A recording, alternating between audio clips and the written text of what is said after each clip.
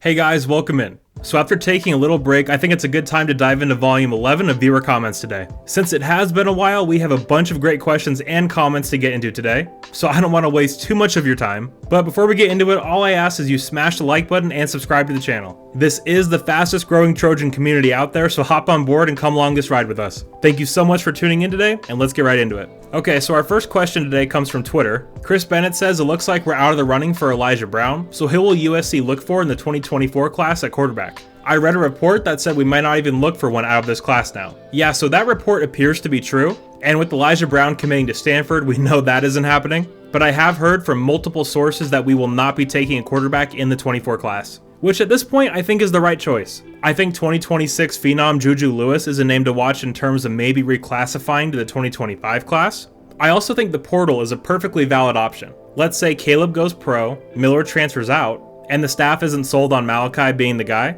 You could absolutely take a Malik Murphy from Texas. I could totally see that happening. And I mean, no name will be truly out of the realm of possibility if there's a spot to compete for SC's starting quarterback job. But yeah, the most likely scenario is Miller and Malachi compete for the job next year, and we bring in a portal quarterback for depth. Alright, so thanks for the question, Chris. Next, we have Joe Boyd asking, does USC still have a chance to get DeAndre Carter? So in case you don't know, DeAndre Carter is an elite 4-star tackle from Mater Dei, and what I've heard is that both parties here are going in a different direction.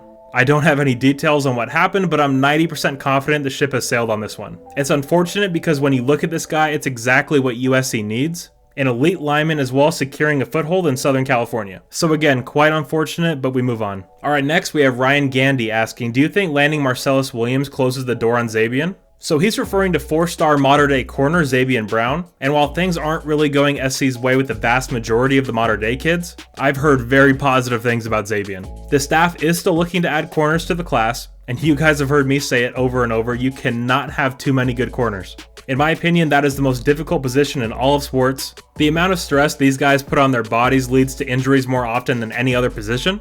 So depth is a point I cannot hit home enough in regards to the cornerback position. So the door is not closed at all on Zabian. We have it fully open, hoping he'll come through. Okay, next we have Lou Marino asking, so what is the deal with the Mater Dei kids? That's a pipeline that's been paying dividends for decades and now it goes cold. I hope this is an outlier. So I actually don't have a great answer for you on this one, Lou, other than to tell you you're not just seeing things, you're not crazy, and you're not overreacting. There has been a weird shift amongst the Mater Dei players. Some people have suggested that the picture of Lincoln holding up the Bosco towel with Mateo last year has turned off a bunch of the Mater Dei kids, but I have a very hard time believing that. Although it is weird that as the Mater Dei pipeline appears to be shutting down, the Bosco one seems to be opening up. So I'm not sure what the reasoning is here, but it is odd to say the least. Alright, next we have this guy whose username is just a bunch of question marks saying, future bust, USC can't develop, especially tight ends, that's just facts.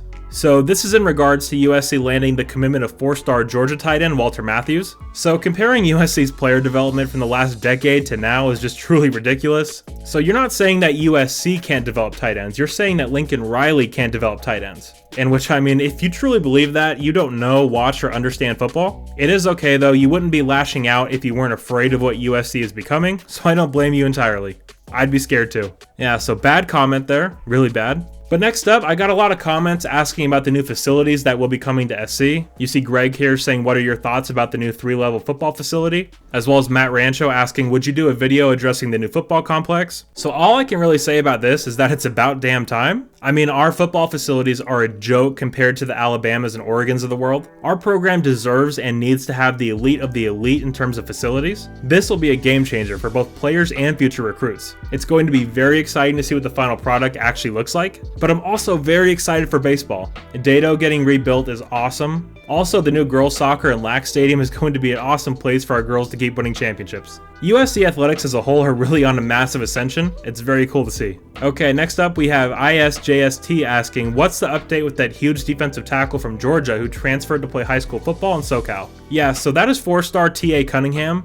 He has since left Los Alamitos and transferred to Miami Central and Miami, Florida. So very weird case with that kid. I wish him the best, but we are not involved in his recruitment at the moment. Alright, and to wrap up, I thought this was really cool. So Eric Schaefer says, I live in Michigan now and have been a USC fan since 1978, back home in Buffalo. And I would love to try and see SC at the Big House, and then when they play in East Lansing. but seeing them at Michigan will be my first time seeing SC ever. I mean, that's really awesome. I can't imagine how powerful a moment that'll be for you. I went to my first SC game, I think, when I was 5 in 2003 at South Bend. So waiting this long, I'm sure has been agonizing for you, Eric. But trust me, when you see those Cardinal helmets pop out of the tunnel, it'll all be worth it. So I'm really excited for you, and I just hope we pull out a win. Alright guys, so those are all the comments and questions I have for you this week. I was going to wait until next week to do one of these videos, but we have not had the swarm of commitments like myself and many others thought we would. So we keep waiting, but if you did happen to enjoy this video, please do leave a like and subscribe to the channel. It really helps me out a ton. And if you want to help support the channel in an even bigger way, you can do so over on my Patreon for only $1 a month. Thank you so much for being here today, guys. You're all awesome, and as always, take care and fight on.